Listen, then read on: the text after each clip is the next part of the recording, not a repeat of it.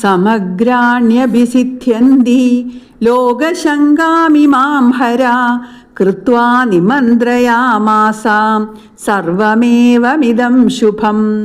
സമഗ്രാണി അഭിസിദ്ധ്യന്തി ലോകശങ്കാമിമാം ഹരാ കൃത്വാ നിമന്ത്രയാമാസ സർവമേവമിദം ശുഭം. സമഗ്രാണി പൂർണ്ണമായി എല്ലാം തന്നെ സിദ്ധ്യന്തി സിദ്ധിക്കുന്നു.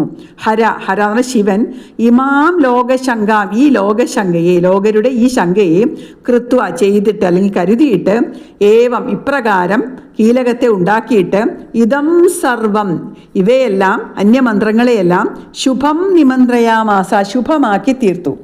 സപ്തശതീ പാരായണം കൊണ്ട് ആഗ്രഹങ്ങളെല്ലാം തന്നെ സിദ്ധിക്കുന്നു എന്ന ലോകശങ്കയെ കരുതി ഹരൻ ഇപ്രകാരം കീലകത്തെ നിർമ്മിച്ചിട്ട് മറ്റു മന്ത്രങ്ങളെയെല്ലാം ശുഭമാക്കി തീർത്തു.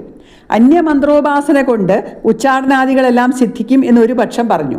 തുടർന്ന് സപ്തശതീ പാരായണം കൊണ്ടെല്ലാം സാധിക്കുമെന്നും പറഞ്ഞു. ഈ രണ്ട് അഭിപ്രായങ്ങൾക്കും വൈരുദ്ധ്യമുണ്ടെന്ന് ലോകർക്ക് ശങ്കയുണ്ടാകാം. ആ ശങ്കയെ ഇല്ലാതാക്കുന്നതിനായിട്ട് ശ്രീ പരമേശ്വരൻ കീലകം നിർമ്മിച്ച് മറ്റു മന്ത്രങ്ങളെയും സാർത്ഥകങ്ങളാക്കി. സപ്തശതീ ജപം കൊണ്ട് സർവകാര്യസിദ്ധി ഉണ്ടാകുന്നതിനാൽ ജനങ്ങൾ മറ്റു ഉപാസനകളെ ഉപേക്ഷിച്ചു.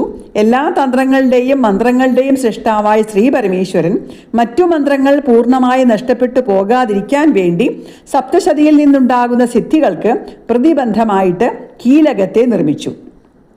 പുണ്യം നേടാനും പാപഫലങ്ങളിൽ നിന്ന് മുക്തി നേടാനും നിരവധി മാർഗങ്ങൾ ആചാര്യന്മാർ നിർദ്ദേശിക്കാറുണ്ട്. അവയെല്ലാം സപ്തശതിയുടെ പ്രചാരത്തോടെ ആവശ്യമില്ലാത്തതായി തീർന്നപ്പോൾ സപ്തശതീ പാരായണ ഫലം എളുപ്പത്തിൽ ലഭിക്കാതിരിക്കത്തക്കവണ്ണം ശ്രീ പരമേശ്വരന് കീലകം നിർമ്മിക്കേണ്ടി വന്നു എന്ന് പറയുമ്പോൾ മറ്റെല്ലാ മന്ത്രങ്ങളെക്കാളും കൂടുതൽ ഫലപ്രദമാണ് സപ്തശതീ പാരായണം എന്നാണ് സൂചിപ്പിച്ചിരിക്കുന്നത്. സ്തോത്രം വൈ ചണ്ഡികായാസ്തു തച്ച ഗുഹ്യം ചകാരസാം സമാപ്തിർന ച പുണ്യസ്യാം താം യഥാവന്നിയന്ത്രണാം. സ്തോത്രം വൈ ചണ്ഡികായാസ്തു തച്ച ഗുഹ്യം ചകാരസ സമാപ്തിർ ന ച പുണ്യസ്യ താം യഥാവ നിയന്ത്രണാം.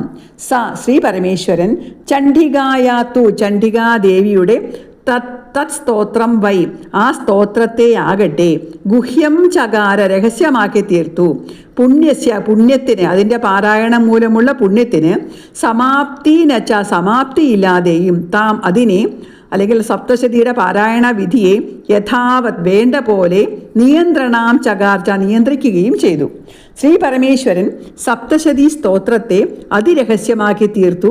അല്പപാരായണം കൊണ്ട് അവസാനമില്ലാത്ത ഫലം നൽകുന്നതായതുകൊണ്ട് പാരായണ രീതികളെയും ഗൂഢമാക്കി തീർത്തു.